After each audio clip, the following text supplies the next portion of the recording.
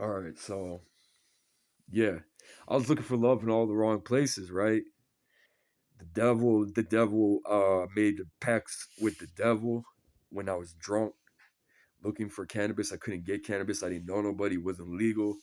So I went through a period of alcoholism because I couldn't get no cannabis. And that did not fucking help me at all, you know. And I did all this. I had sex with I don't know how many people when I was drinking, and like I said, I encountered streetwalkers, and what's it called?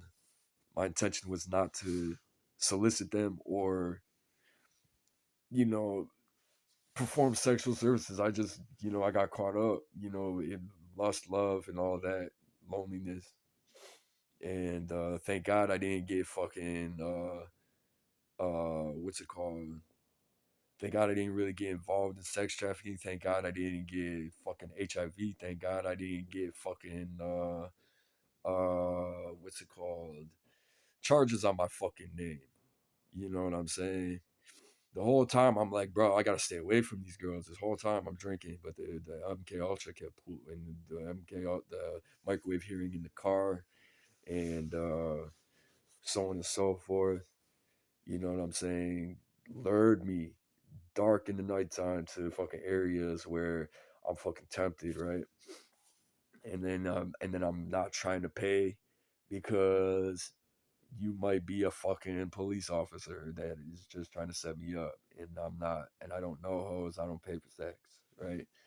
Anyways, I got caught up in all that shit, and the people that I encountered most likely were government agents that did that shit on purpose,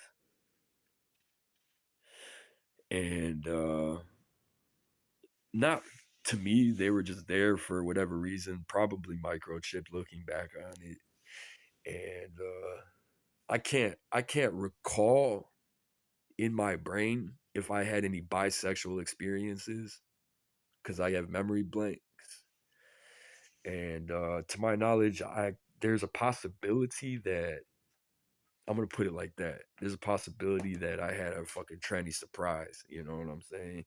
But my intention was not to be with a man. It's just like I looked and I was like, "What the fuck?" And then I don't know if that really happened. Again, I have no shame, no guilt. So I'm just gonna period point blank it.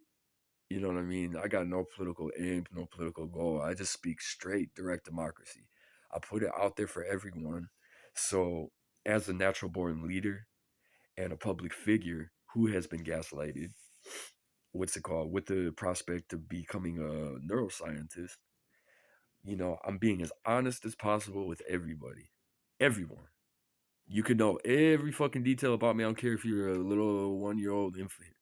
I'm not going to tell you Santa Claus is real.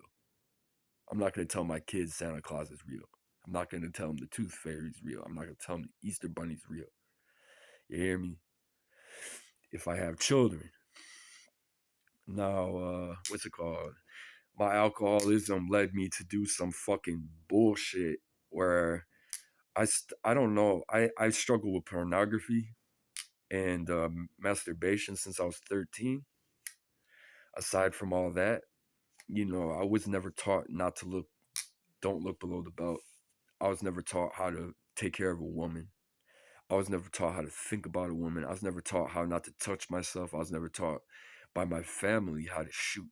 I wasn't taught how to shoot until I was like 17 and by other people.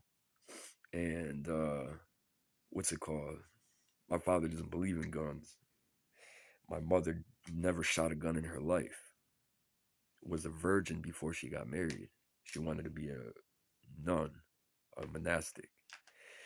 And keep going, keep going, keep going.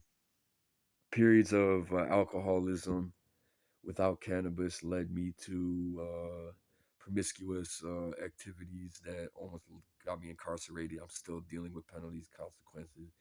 Not everybody knows about it. It's been hush hush silent.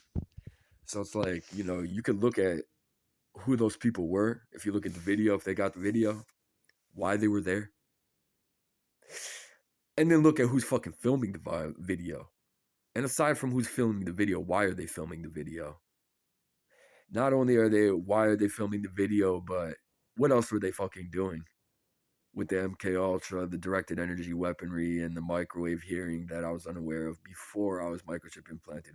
Whether the individuals were microchip implanted or not.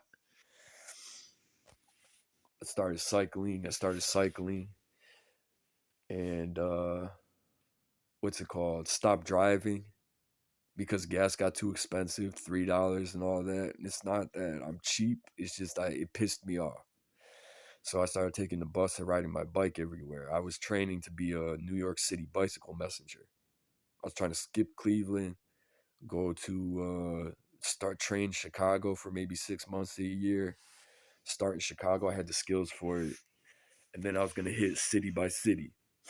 This and then become a neuroscience in the process while I was my messaging. I was gonna hit New York for a year. I was gonna go down to Miami for a year. I was gonna go do Dallas for a year. I was gonna do LA. I was gonna do San Fran. I was gonna do where else?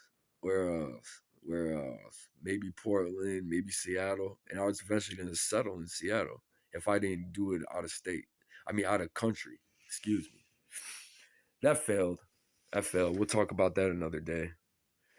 What's it called? I was training in Cleveland. I ran into somebody on East 55th, and he said, "Oh, you ride. You want to be a messenger?" And I said, that's what I'm training for.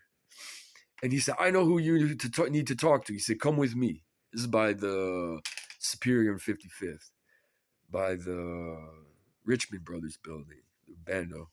I was up in front of it, and I thought he was gonna take me to someone on the east side that I could fucking do some messaging courier work with. I was like, bet. He took me to East 38th and St. Clair Committed Courier Company and introduced me to Chris Johnson. And I already knew of Chris's location. I already knew of the courier companies in Cleveland. I was mad that that dude sent me to Chris because I thought he was going to send me to somebody like some local on the east side. It has nothing to do with Chris. It's I wasn't trying to get caught up with a messenger company at that time. Since I was introduced, I started working instantly. Chris said, "Oh, what are you doing right now?" He said, "Come with me." Took my bike with him, and he tested my writing skill. He saw I had skills. I started working. This is 2015 now, and as years went on, and this is about July of 2015. I needed about 3 more months to have the skills to ride Cleveland with the Committee Courier Company, or continue in the next